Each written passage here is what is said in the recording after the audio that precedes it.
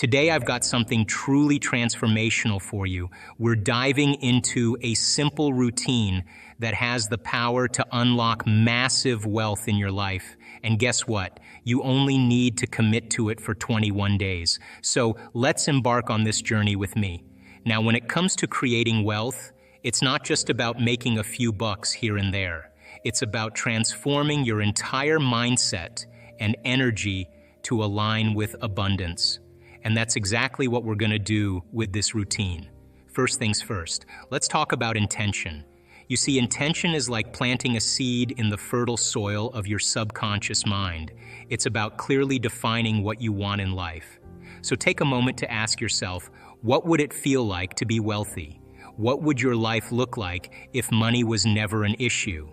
Once you've defined your intentions, write them down. Get specific about the details. Where do you want to travel? What kind of lifestyle do you want to lead? The more clarity you have, the more your brain begins to work in new ways, paving the path to wealth. Now here's where the magic happens. As you start to visualize your wealth, you're sending a powerful message to your brain and body. You're giving them a taste of the future, and they're beginning to believe that it's already happening. This is where the real transformation begins. Close your eyes and imagine yourself living your dream life. Feel the excitement, the joy, the abundance flowing through every cell of your being. Let this feeling consume you, because this is your new reality. All right, let's break it down. Change isn't just about picturing yourself with lots of money. It's about really feeling like you have it. You've got to be super aware of how you think and act so you don't go back to your old habits. That's when things get real. Imagine this. You've decided you want to be wealthy. That's awesome. But it's not enough to just imagine it in your head. You've got to feel it deep down in your bones. You've got to walk, talk, and think like a wealthy person even before it happens. Now that might sound tricky, and you're right, it is. It takes some serious effort and focus. You've got to pay attention to every little thought that pops into your head and every action you take. It's like training your brain to be a wealth-building machine. See, our brains are kind of like muscles. The more you use them in a certain way, the stronger they get. So if you want to be wealthy, you got to train your brain to think wealthy thoughts. That means no more doubting yourself or worrying about money. You've got to believe deep down that you deserve to be wealthy, and you've got to act like it. But here's the thing, it's not just about thinking positive thoughts. You've also got to back it up with action. You can't just sit around wishing for money to fall into your lap. You've got to go out there and make it happen. You have to break free from the chains of your past conditioning. You have to unlearn old habits and rewire your brain for abundance. It's a process of pruning synaptic connections and sprouting new ones. And let me tell you, it's worth every ounce of effort. All right, let's unpack this idea. How do you really make your dream of being wealthy feel real? Well, it all begins with being right here, right now. Yup, being present is the key. You see, where you put your focus is where all your energy goes. So if you're always thinking about what happened yesterday or worrying about what might happen tomorrow, you're not putting any energy into making your dreams come true. That's why it's super important to bring yourself back to the present moment whenever your mind starts wandering. It's like reining in a runaway horse. You've got to gently guide it back to where you want it to be. Now, I know what you're thinking. But how do I even do that? Well, it's all about practice, my friend. Just like building a muscle, you've got to exercise your brain to stay in the present moment. One way to do that is by focusing on your breath. Yeah, I know it sounds simple, but trust me, it works. Just take a few deep breaths and really feel the air filling up your lungs. Notice how your chest rises and falls with each breath. Pay attention to the sensations in your body as you breathe in and out. Another trick is to use your senses. Take a moment to really look around and notice what's happening in the world around you. What do you see? What do you hear? What do you smell? By tuning into your senses, you're bringing yourself back to the present moment and grounding yourself in reality. Practice being present in everything you do. Whether it's eating a meal, taking a walk, or having a conversation, be fully immersed in the moment. This is where your power lies. Notice the sensations in your body, the sounds around you, the colors, the smells. Let yourself be fully present and watch as your energy begins to soar. Now let's talk about attention and energy. The more you focus on abundance, the more abundance you'll attract into your life. It's like a magnet, drawing wealth towards you with every thought and action. So how do you focus on abundance? It's simple. Start by shifting your mindset. Instead of dwelling on lack and scarcity, train your mind to see the abundance all around you. Every day, it's important to take a little time to be thankful for what you have. This doesn't have to be big stuff. It could be as simple as having a warm bed to sleep in or having someone to talk to when you're feeling down. Just take a moment to think about all the good things in your life. Maybe you have a roof over your head, or food to eat, or even just a nice sunny day outside. Whatever it is, big or small, it's worth being grateful for. Sometimes we forget how lucky we are to have the people we love in our lives. Take a moment to appreciate your friends and family. Maybe it's the way your mom always knows how to make you feel better when you're sad, or the way your best friend makes you laugh until your stomach hurts.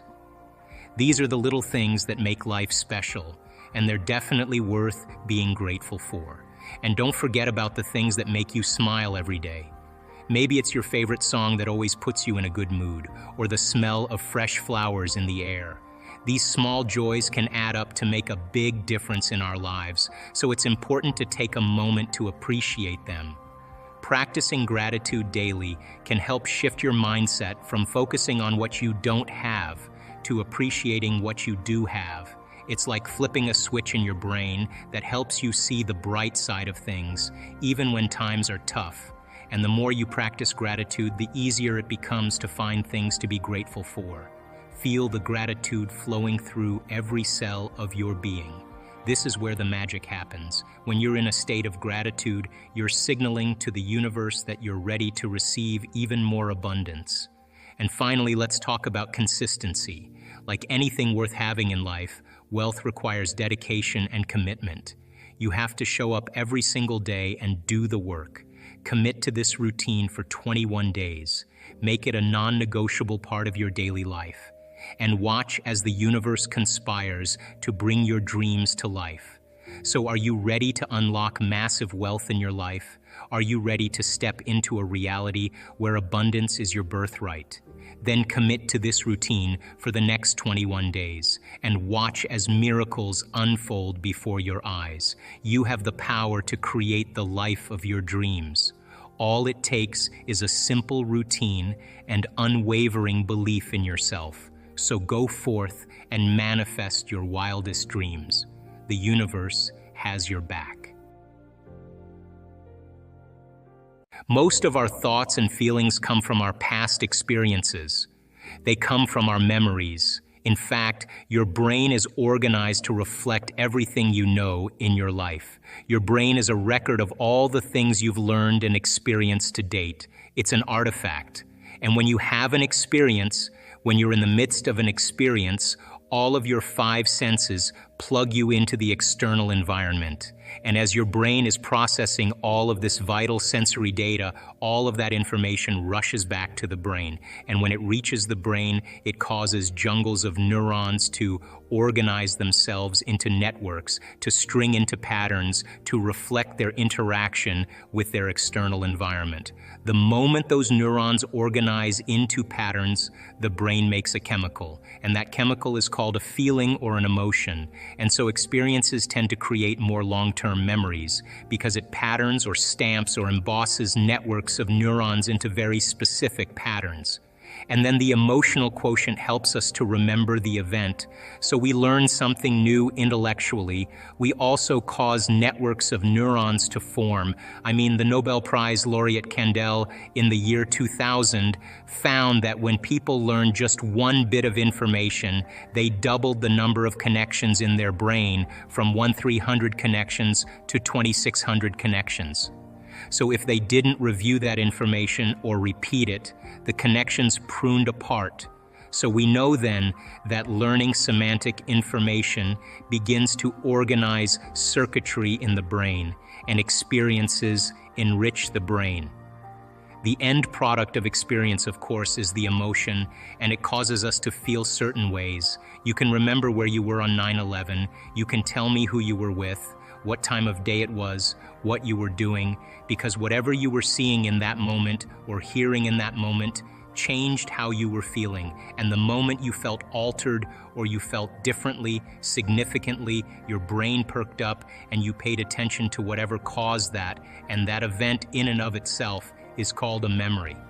So then most of our thoughts and feelings tend to be within the neural circuitry of the past and the emotions of the past chemically. So if you take a thought, thoughts are the language of the brain and feelings are the language of the body. And how you think and how you feel creates a state of being. So if you combine a thought and a feeling, a thought and a feeling, a thought and a feeling, and you have a series of good thoughts that are connected to a series of good feelings, that cycle of thinking and feeling creates what's called an attitude. If you have a series of negative thoughts that are connected to some pretty bad feelings, you'll say you have a pretty bad attitude today. So if how you think and how you feel creates a state of being, your attitudes are just shortened states of being. You feel good in the morning, you feel bad in the afternoon. If you take an attitude, an attitude, an attitude, and you begin to string attitudes together, when you combine an attitude, an attitude, an attitude, you start to form what's called beliefs. Now, a belief is just a thought you keep thinking over and over again until you hardwire it in your brain. And because beliefs are based on past experiences, the very boundaries of our beliefs are how we feel. And so when our beliefs get challenged, it typically doesn't feel right. I know from the research that we've done that the redundancy of thinking and feeling and feeling and thinking over time, for example, a person has an insecure thought, then they feel insecure. The moment they feel insecure, they think more insecure thoughts. They fire and wire more circuits in their brain to feel more chemicals of insecurity. And then once they're feeling insecure, they think more insecure thoughts. And they do this over and over again. The redundancy and the repetition of that cycle over time conditions the body to subconsciously become the mind. Once the body becomes the mind, that's called a habit. It turns out that 95% of who we are by the time we're 35 years old are a set of habituations, unconscious thoughts, unconscious behaviors, unconscious emotional reactions that function like a subconscious computer program. So back to beliefs, an attitude, an attitude, an attitude are shortened states of being, and you combine them together then. Then a belief then, the cycle of thinking and feeling over time, creates a subconscious state of being. I don't move past the word visualization because I think it kind of conjures up a little bit too much of a spiritual association. The word that's used in science is called mental rehearsal. In mental rehearsal, there's two types of mental rehearsal. There's what's called internal mental imaging, which means you're in the scene as the first person experiencing it. And then there's called external mental imaging, which is you're observing yourself in the scene. It turns out that when you are actually in the first person and not the third person, that action of rehearsing what you're doing produces the strong biological change. Now let's talk about this. You can take a group of people that have never played the piano before and you can do a functional brain scan on them, and then you can teach them one-handed scales and chords, and they'll practice those chords 2 hours a day for 5 days. At the end of 5 days, they grow a whole new set of circuits on the opposite side of the brain. Well, that makes sense. You learn something new. Learning is making new synaptic connections. You get your body involved with some instruction. When you get your body involved, you're going to have a new experience. Experience enriches the brain. You pay attention to what you're doing. You've got to pay attention. You have to stay present. And if you repeat it over and over again, firing and wiring, you assemble new networks of neurons equal to your experience. Nothing new there. But you can take a group of people and you can have them close their eyes to a brain scan on them before the experiment. 5 days later, do a brain scan after. And for 2 hours a day, they mentally rehearse playing those scales and chords. At the end of 5 days, they grow the same amount of circuits in their brain as the people actually physically doing the exercise. So what's the relevance? Number one, when you're truly focused and you're truly paying attention, your brain does not know the difference between what's going on out there and what's going on in here. So the thought becomes the experience, and the brain looks like it's been playing the piano for the last 5 days, but they never lifted a finger. Now, from a biological standpoint, our brains are a record of the past. They're an artifact of everything we've learned and experienced to this moment. When we prime the brain to change its circuitry before the experience, now the brain is no longer a record of the past. It's now a map to the future. And so as we warm up those brain circuits, it's more easy for us to slip into a supernatural behavior. If you take those people and you set them from the piano, and they've never played the piano before, but they've been mentally rehearsing for the last 5 days, they'll play those scales and chords. Like magic, they just learned how to do it just by changing their internal state. Take a group of men. You can have them close their eyes and for an hour a day mentally rehearse doing bicep curls over and over again, and they add an emotional component called harder, stronger, more intense, and they put themselves in that first-person internal mental image. At the end of 2 weeks, they have a 13.5 increase in muscle strength, and they've never performed the activity. Not only is the brain changed to look like the experience has already occurred, now the body has changed by thought alone. The body looks like it's been working out for the last 2 weeks. So then the power of mental rehearsal, of imaging, primes the brain and body to look like the future has already occurred. And when you set the extent of your limit and you can image what you can do even further than what's normal, then you are stepping into the unknown. And of course, then your body is going to follow your mind because the experience has already happened. You know, the challenge behind all of this is that people have to understand that there is a journey that they have to take. In other words, 95% of who we are by the time we're 35 years old is a set of memorized behaviors, emotional reactions, beliefs, perceptions, attitudes, behaviors that function like a subconscious computer program. 95% of who we are is a habit, and it's programmed in the body to keep doing something so many times, the body knows now how to do it better than your brain. So if that's 95% of who we are, the body becomes the mind. And most of the time people are unconscious. So they're unconscious to the way they think. They're unaware of how they act, what they look like. They're not even aware of what they're feeling because it just feels like their normal self. So then to go from the old self to the new self, you've got to cross a river. And so then the moment they step into that river of change, the body has been conditioned to be the mind. The body doesn't like the uncertainty. And when you go to bed at night, you go from beta to alpha, theta, delta. So you slide up the scale when you wake up and you slide down the scale when you go to bed at night. And most people, when they go to bed at night, they just go from beta right down the delta. They fall very quickly. You can teach people then how to just sit and slow everything down and begin to visualize, begin to affirm, begin to change their thought, to begin to work with their body. And it seems, according to our research, that those changes can last. So what do most people do when they wake up in the morning? Your brain is a record of the past. It's an artifact, a memory bank of everything you've learned and experienced to this moment. So people wake up in the morning and they start thinking about their problems.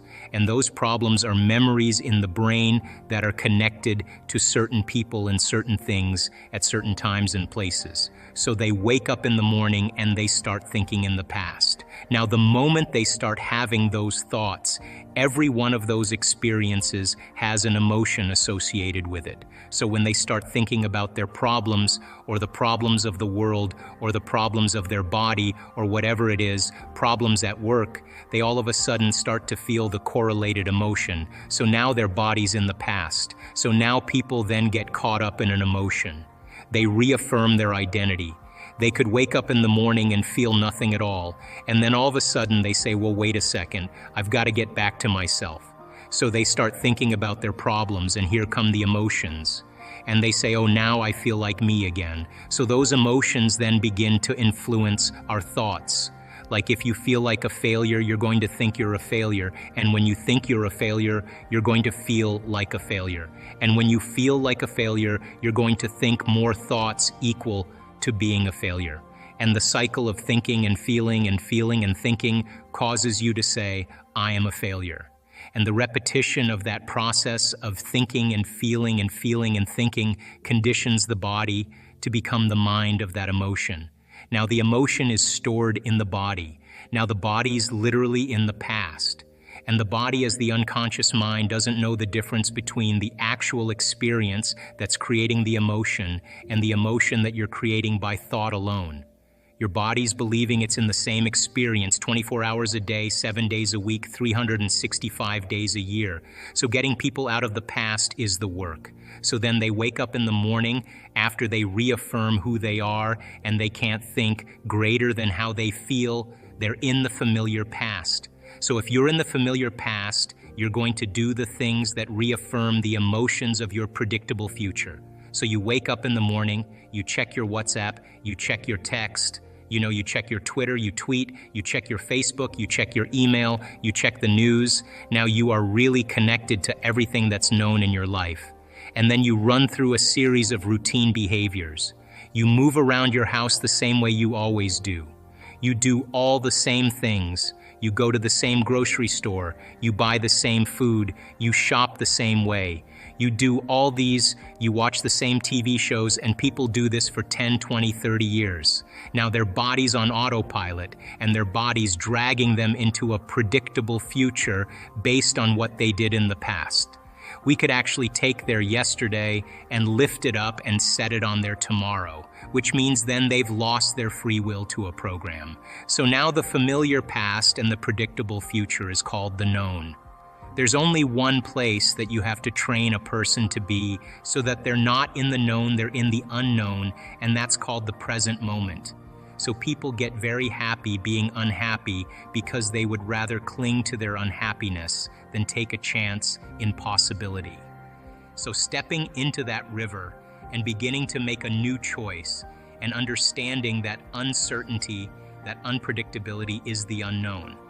Now you're in that river of change, and it is the neurological, the biological, the chemical, hormonal, genetic death of the old self. People say to me, well, if there's uncertainty, I can't predict my future. And I always say the same thing. The best way to predict your future is to create it, not in the known, right there. That uncertainty, you can learn now how to regulate your state instead of living in fear, because the idea that things are going to get worse, the idea that you can't predict, the idea of being uncertain or can't control something actually sets off the stress response. So now you're in the unknown, and this survival gene is switched on. Of course, people are going out of the infinite possibilities that exist in the quantum field. They're going to select the worst scenario in their mind, right? So then what if you're in the unknown and you understand that, and now you can work back into that present moment and you say, what thoughts do I want to fire and wire in my brain, put my attention behind? What behaviors today, one day, what behaviors do I want to demonstrate? And the act of closing your eyes and mentally rehearsing who you're going to be when you open your eyes begins to install the neurological hardware in your brain to look like you've already done it. Now the brain is no longer a record of the past. Fifth dimensional creation has nothing to do with going anywhere to get anything. Because if you combine a clear intention, a coherent thought, coherent brainwave pattern with a coherent heart, moving into that elevated emotion, thoughts are electric and feelings are magnetic. The magnetism of this center becomes the energy. The intention is carried on that energy, and now you are broadcasting a new signature into the quantum field. Now, if it's done properly and you understand the mechanics, in fifth dimensional creation, you are not going anywhere to get anything. You are actually collapsing space and time, and you are drawing the experience to you. You are the vortex, because when there's a vibrational match between your energy and that potential that exists in the quantum field, like tuning a radio dial, when you lock into that frequency, if you keep revisiting that energetic signature over again every single day, then you don't have to go anywhere and get it. The new job finds you, the new house actually finds you, the new relationship finds you, because you are the vortex that's drawing the experience to you. So if you're truly in the creative process, my definition of creation is when I forget about me. I become nobody, no one, no thing, nowhere, in no time. I become pure consciousness. And the moment I reach that elegant moment of the generous present moment, all possibilities in the quantum field exist truly when our brain and body are in the present moment. Getting there is the work.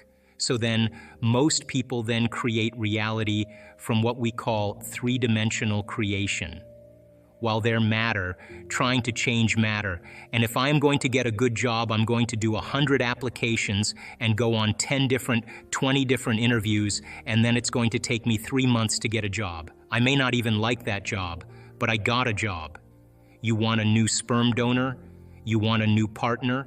You want a new specimen, you want somebody to live your life with, then you're going to go on Match.com, you're going to spend 2 hours, you're going to take time in three-dimensional reality, because real time is defined by us moving through space. And in this dimension, there's way more space than anything else. So we experience time as we take matter through space. That's how people create. You buy the house, 30-year mortgage, you pay it off in 3 hours. It takes time to do that. Now, when you teach people how to take their attention off of matter, off of objects, off of the particle, and sense energy and sense space, and pay attention to nothing, the moment they begin to open their focus, all of a sudden their brain waves begin to change from beta to alpha, but not only just alpha, where the imaginary inner world starts to become more real, but very coherent brainwave patterns in alpha. So when you're under stress, you're trying to control that person, that thing they're experiencing, your attention is shifting from one thing to the next. Turns out that each one of those things has a neurological network in the brain assigned to it, because we've experienced. As you try to control all these things and your attention is shifting, the brain is very incoherent, because the moment you open your focus and the brain begins to acclimate, different compartments of the brain begin to unify. They begin to synchronize. What syncs in the brain links in the brain. When your brain is coherent, you're coherent. When your brain is incoherent, you are incoherent. So we've measured this thousands of times. There'll come a moment in our work during a retreat, as an example, by the 3rd day or so, you'll see very large areas of the brain, huge areas, begin to synchronize together. Then we'll see the left side of the brain talk to the right side of the brain. We'll see the front part of the brain talk to the back part. You see this kind of whole brain state start to take. See it every time. Walk around and look at that person, and you will see tears of joy running down their face. They feel so whole, they feel so complete that it's impossible to want. How can you want when you're whole? And that's the moment the magic happens. But they ultimately developed the cancer. So he was looking at matter thinking there's a glow of, with his measurements, matter's emitting a field. But it's not the case. It's actually the field that's creating matter. So change the field and you change matter. There's only 2 components according to the research that shows how to change the field. Here's an example. They did an experiment where they took a group of people that were great healers. And they took these vials of DNA and set them out in front of these people. And they said, now listen, this is a mindful function. With all of your intention, we want you to see this DNA wind or unwind in your mind. Just keep seeing it wind or unwind, wind or unwind. So they did it over and over again, over and over again. They checked the DNA. Guess what happened? Nothing. Intention did nothing to change the DNA. So then they said, okay, open your heart. Create an elevated emotion and just feel gratitude and radiate that feeling of care and love into the field. And let's see if that changes the DNA. They elevate their emotional state. They do it for a period of time. They check the DNA. Guess what happens? Nothing. But when they say to the people, what I want you to do is see the DNA unwind in tension, one frequency, the electrical charge in the quantum field, and feel the emotions you would feel as if it already unwound elevated emotion, magnetic field in the quantum. Over 20% of the DNA unwound at a remote location. So thought being the electrical charge in the quantum field, feelings being the magnetic charge. How you think and how you feel broadcasts a field. So now not just any type of field is going to do that, it's got to be coherent. So we practice creating brain coherence. We actually measure it. We practice creating heart coherence. Why? Because once energy moves right up in here and you can change resentment or frustration or impatience to joy, to freedom, to gratitude, and we're measuring to see if you're doing it. So now when the heart starts regulating, it starts beating like a drum and it starts to produce a measurable magnetic field. It's up to 3 meters wide. Now that energy is a frequency, and that frequency can carry information, and that information is your thought, is your intent. In other words, the elevated emotional gratitude can carry the thought of your health. The emotion of suffering cannot carry the thought of your health. It carries a different set of thoughts. So you can think positively all you want. And if you're feeling miserable, your mind and body are in opposition. So we teach people how to put these two coherent signatures together. The thought sending the signal out, the feeling drawing the event back. But the more coherent, the more organized the signal, the more connection you have to the field. So coherence is a synchronization. As an example, when people are under the gun of the fight or flight nervous system, they're living by the hormones of stress. The arousal of those chemicals drives the brain into a faster brain frequency called high beta brain waves. In high beta, the arousal, you're in survival. What you're trying to do now is control and predict everything in your life. You're